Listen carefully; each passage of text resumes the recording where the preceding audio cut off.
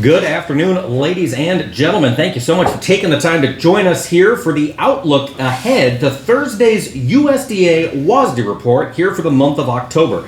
I'm Mike Pearson. I'm joined today by Ted Seifert, our Chief Market Strategist. Ted, how you doing today? Doing great, Mike. Thanks for having me. Of course, we've got Mr. Dan Hussey also on the line, who's going to present his outlook and also some strategies as we figure out how to deal with what could be coming on this Thursday's report. Dan, how you doing? Good, Mike. A lot better today, seeing these settlement prices come out where they are, and I think we can all breathe a little easier going into a big weighted news week here towards the end.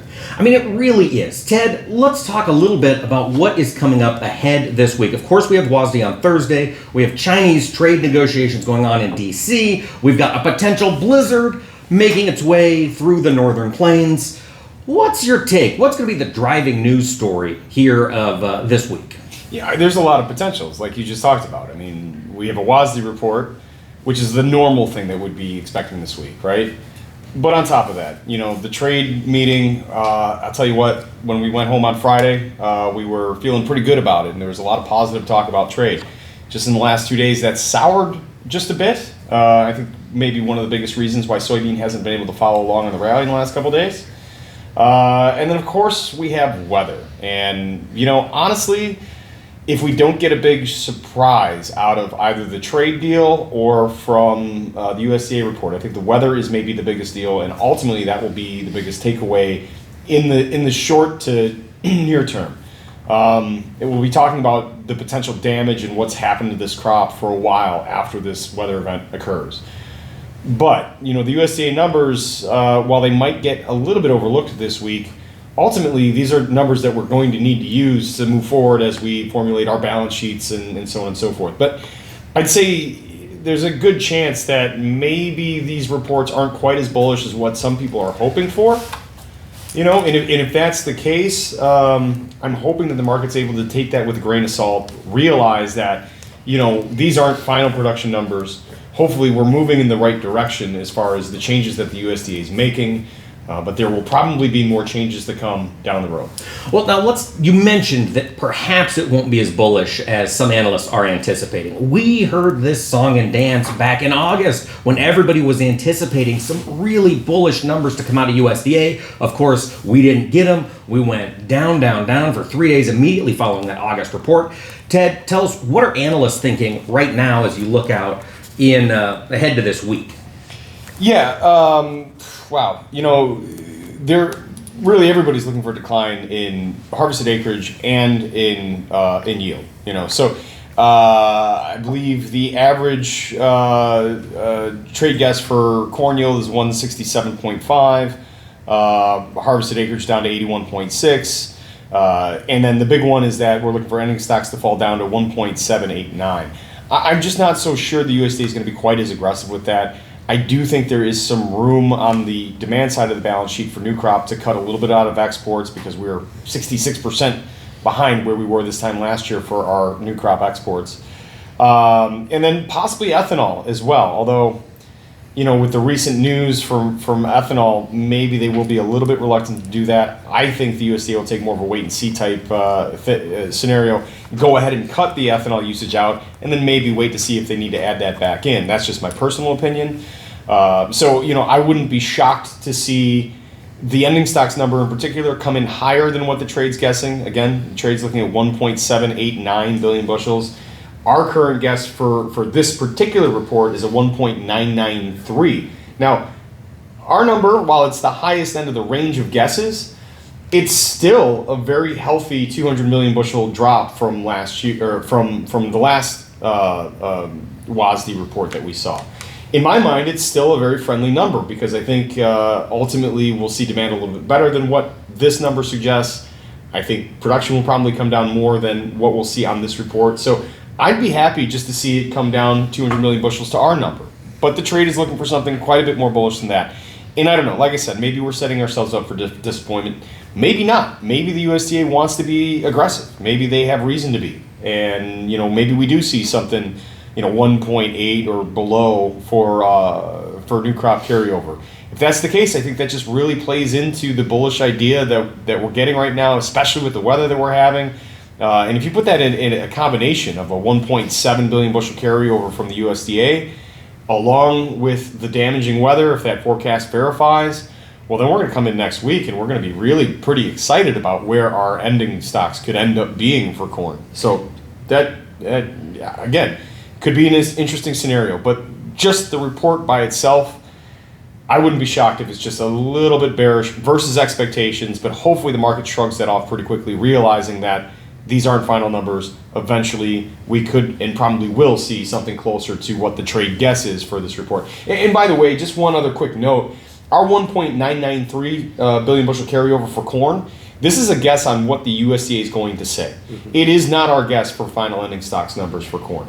Our guess for final ending stocks numbers for corn is a lot closer to where the average trade guess is between a 1.7 and a 1.8 billion bushel carryover. In January. Yes, that's for January. Exactly. So, Dan, let's talk a little bit about some of the potentials that could come about on Thursday. We've got the trade anticipating a big bullish revision here to USDA's numbers. Let's say that materializes. Let's say we come in sub 1.8 or sub 1.9 even, and we get that movement to the upside. How would you be working with growers right now to prepare them for that, or the alternative, where USDA doesn't drop much more than the Zaner number at 1.993, and we get a move to the downside? What's a prudent approach in your mind? Yeah, we can look at how price potentially has behaved into this event too, for maybe some indication of, if you're going to speculate on any kind of outcome of event and take a gamble, it's no better than heading to the casino and placing a bet on red or black. The outcome and where this number is going to line doesn't change the fact that we're closed today up, 8 3/4 in the corn, up 5 1/4 in the beans, and up 11 cents with the wheat leading the way. So there's definitely a buy the rumor. Maybe what comes to fruition after that is sell the news event types occur, right? Where we do see that bullish report, and the market's already priced that in. Not saying that if we see a 1.78 number come out of the USDA that we're going to reverse on that, because that is quite bullish, and in my opinion would be a very, very a very sharp stroke of the pen by the USDA to do such a thing. They'd be making a point.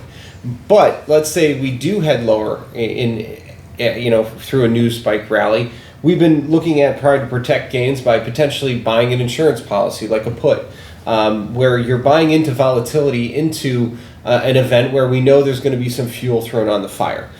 So it's not always about picking a direction. We all think that this market's going to head higher. We see that this report has the ability to really light a fuse under an otherwise bullish look on a chart.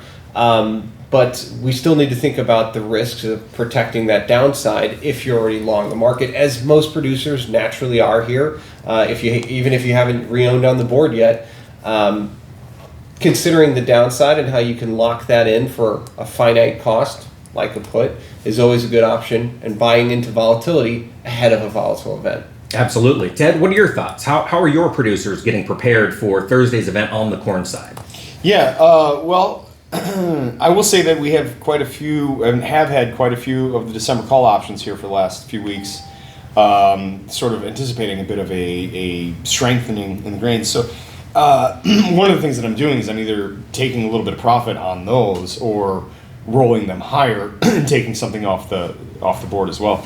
But I mean, if I didn't have any positions here, there are some fairly inexpensive ways to get a little bit of an insurance policy, like Dan was talking about. I mean, owning some puts in front of a report like this, I think makes sense to me. I was looking at the December 380 puts going for 4 3/4 cent at the end of the day here today as we were pushing highs. To me, when you've got a market that's rallying into a report like this, that sort of thing can make a lot of sense. So I'm looking to do that. Now, that being said, if we have a bearish reaction from the report, or if we get heavy in front of the report, I'm really looking for more entries on the long side of corn, looking at March corn in particular, and really carrying this long into the end of the marketing year, and re-owning maybe some bushels that have been sold or will get sold off the combine. In the great scheme of things, longer term, we need to be looking for selling opportunities, not only for this current crop, but I think we should start looking at next crop as well. The 408 and change that we're seeing for December 2020 corn is starting to get enticing again. I'd like to see another 10 cents on that. 418 is really where I want that to be, and I want to start making sales for that. So I'm kind of looking sort of more towards the future, and where we could end up between now and, say, the end of the calendar year.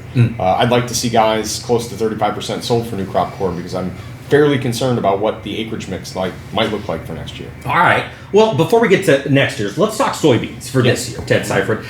Bring us up to speed. Again, let's take a look at what the analysts' expectations are before we get to the Zaner numbers. What's the trade thinking as we look ahead to this WASDE report?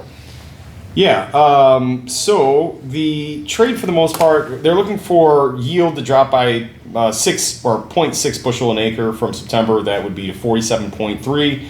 Harvested acreage to decline to 75.5. That's not terribly far off of what we're looking for. We've got harvested acreage dropping to 75.6, so just a modest 300,000 acre drop. We've got our soybean yield going from 47.9 to 46.8, so 1.1 bushels off of the September USDA yield. So our production number is a little bit smaller than what the rest of the trade is looking for, as it has been for the last few months. As you guys know, and then whoever, if you guys have seen me on TV or radio or whatever, I've been really pushing the narrative that corn was the story of the spring. Soybeans will be the story of the fall, and I still feel that way. I just find it really hard to believe that we're near a 48 national average yield in soybeans when last year, which was a really good year, we were only at 50.6. I'm starting to think that the soybean yield should be 46 or below, and then with this weather event, if it materializes as it seems like it will, I'm starting to wonder if we might end up with a national average soybean yield closer to 44. But either way, the trade is looking for a modest decline in ending stocks of 119 million bushels down to about 521 million. We're a little bit more aggressive than that. So we're at 433 million bushel carryover for soybeans. Now, I do understand that maybe I am expecting too much from the USDA on production cuts. So, when we talked about corn, how the trade might be expecting too bullish of a report, I kind of feel the opposite way about soybeans. However, it could potentially be me being too bullish for my expectations for the report. But if I'm the USDA, I feel like there is justification at this point to get a little bit more aggressive on the soybean side of the equation, and the soybean production side of the equation. I think it would be justified to really get aggressive there, and I do think ending stocks could shrink below that 500 million bushel carryover number. So I think there's a potential for a rather bullish soybean report, if the USDA is seeing it the same way I am. Either way, longer term, I do think there is a good chance that we're going to see a soybean carryover when all is said and done. Maybe not on this report, but I do think there's a very good chance we're going to see a sub 500 million bushel soybean carryover at some point. And I'm really starting to feel strongly that it might actually be below 400, possibly be below 300 million bushel carryover. And that's without a trade deal. And that's when you're talking about that, talking about cuts to production, you're seeing it all happen on the yield side. I mean, acreage isn't going to change a whole lot, you don't think, as we get into a harvest time? Mostly on the yield side. Like I said, I have harvested acreage for soybean just dropping a little bit. Yep. But, harvested acreage, unlike corn, we harvest pretty much most of the soybean crop, vast majority of the soybean crop. You might lose some of that due to weather. Mm-hmm. And that's why we're going to be watching this weather event this weekend very closely. But I don't think that soybean acreage number is coming down dramatically. I don't think the harvested acreage number is going to come down too dramatically. I do think it can come down some. But no, it's really the yield for me in soybeans that has the mobility. All right. Dan, let's go with the same approach. Again, we've got the trade looking ahead. We've got growers who have maybe been a little hesitant to make some sales due to the fact that we've had such volatile weather this summer. Are you looking again at puts in the soybean market? Is that how you'd be preparing on this Tuesday, tomorrow, Wednesday, to gear up for Thursday's report? Well, if I didn't have positions on, I'd say, buying some cheap calls or something with finite risk for upside into this type of news is not a bad option. But if you're talking about, protecting risk or protecting reownership or your cash crop, Yeah, buying puts is certainly one way. I think it's more expensive proposition in the beans, more volatile market. Got to risk a little bit more, but you certainly can get that same type of insurance policy. And in a market that has rallied up into an event like this, not as much as corn has, because beans for the last week have really been trading in a 10-cent range. And even today, just poking their head above that 920 area again momentarily. I do think that there's the ability here, though, for the market to stage a further recovery beyond 920, but we've got a barrier to get through. So we're kind of in a range trading until we're not. I expect news to take it inside, outside, and probably in both sides of this range if we were to go into that report tomorrow, so to speak. But we'll see. The interesting thing about beans is they have so much more powder in their keg this week with trade talks with China and an export number that is, in my opinion, a little bit more important to the beans, because we need to see the flash sales that China continues to make keep translating into exports. The market has been really, I think, hesitant to rally on the fact that our demand issue with beans is somewhat already coming back. 6 months ago, we were worried China would ever deal with us again. And here, before we even have a trade deal or talks on Thursday, they've already come back to the table and started shipping our production. And that is maybe the most under talked about thing here with the entire dialogue for the beans into the fall is China needs to come and buy what we have. It seems to the point where they're willing to do so ahead of trade talks. And we certainly have a product we need to sell and are reliant on their demand. So there may be, a positive black swan in that if that is the first and initial discussions of a trade deal, they get to sideline beans and China were to come in and continue to purchase or commit to purchasing, 10 million metric tons has been the thrown around number. I certainly could see this market being, a $9 bean being relatively cheap. However, to come back to kind of the acreage number, I kind of wanted to touch on acreage shifts potentially into next year and how the economy of this year is leaving acreage shifts for next year to start pricing into some of the new crop. Because it would seem to me after a year like this, corn seems like such a much more favorable crop again. And if there is a big acreage shift like some guys are already talking about doing, that too could just weigh on not necessarily ending stocks from this year, but certainly future production. And if China's back on the table, you've got a perfect storm for a commodity with a chart that hopefully will start to prove itself above 920 now. Well, let's talk about this a little bit. Ted, you have talked for quite a while about beans being the story of the fall. I remember back when we were talking in August, that was the discussion you were having, because you've just kind of seen the writing on the wall as you look out at this bean crop. You mentioned the acreage shift looking ahead to next year, kind of building on Dan's point. If we see beans by January or by March, let's say push up north of $10, are we still going to see that much of a big acreage shift as you look ahead to 2020? Yeah, that's a good question. I think a lot of it would depend on why we're pushing up there. Because, if the reason for it is we've got a trade deal with China, then I think you're going to see a whole bunch of soybean acres come flooding back. I know a lot of guys that just really would rather, that are wanting, especially up in the Dakotas, that are wanting to plant more soybeans next year. It's really hard to say what the climate is going to be in February and March when we're making these decisions.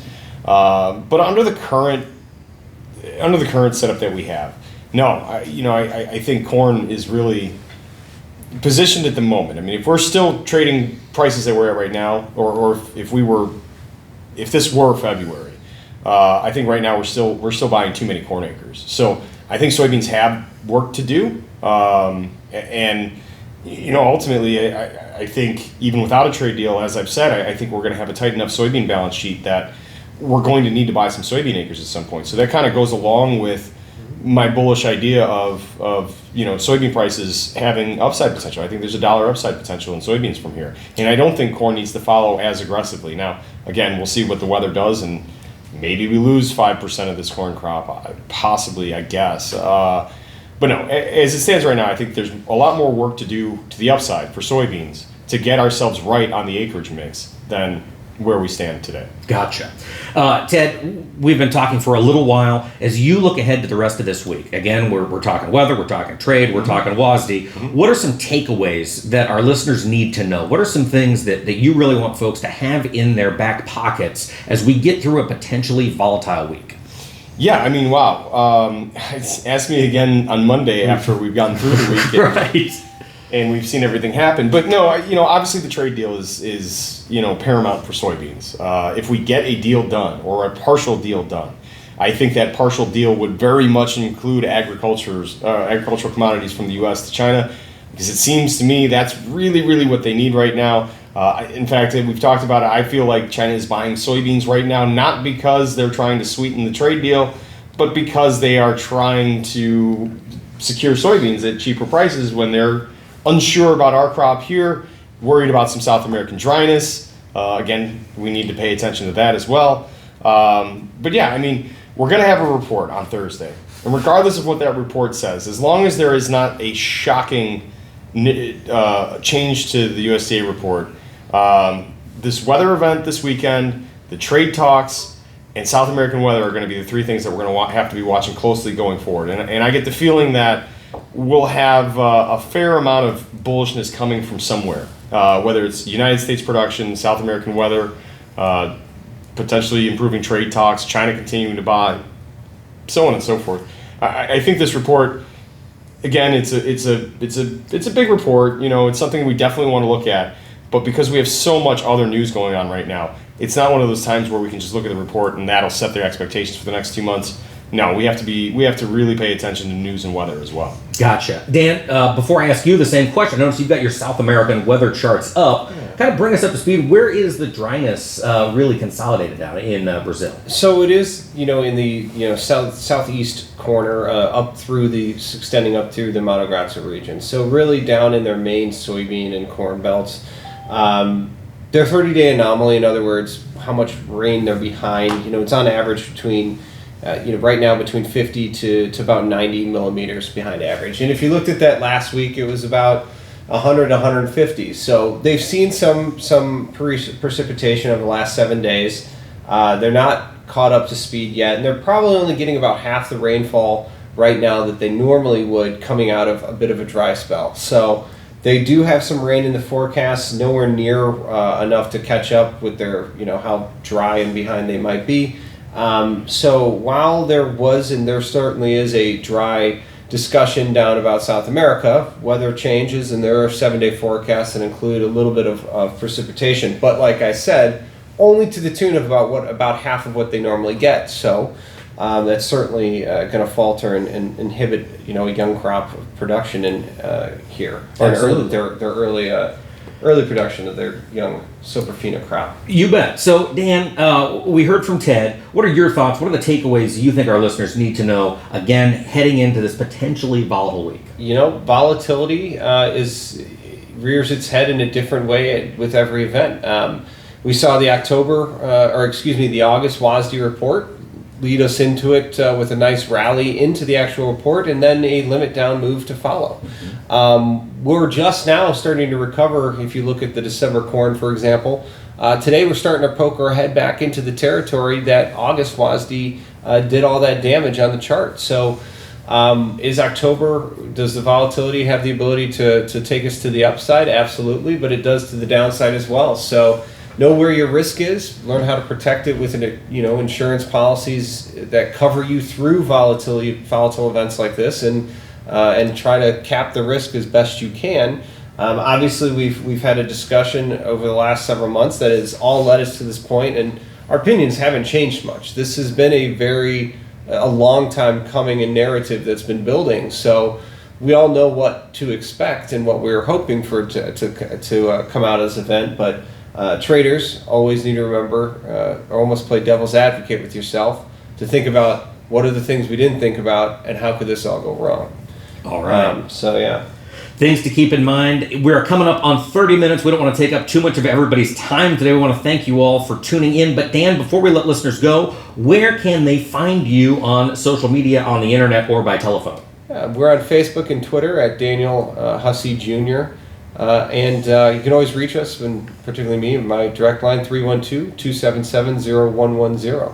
Ted Seifert, how can our listeners get in touch with you if they're not already following the Ted Spread on Twitter? Yes, sure, of course. On Twitter, I am at the Ted Spread. I like to talk about hot dogs and the fact that they are sandwiches. If you disagree, come at me, man. That's fine.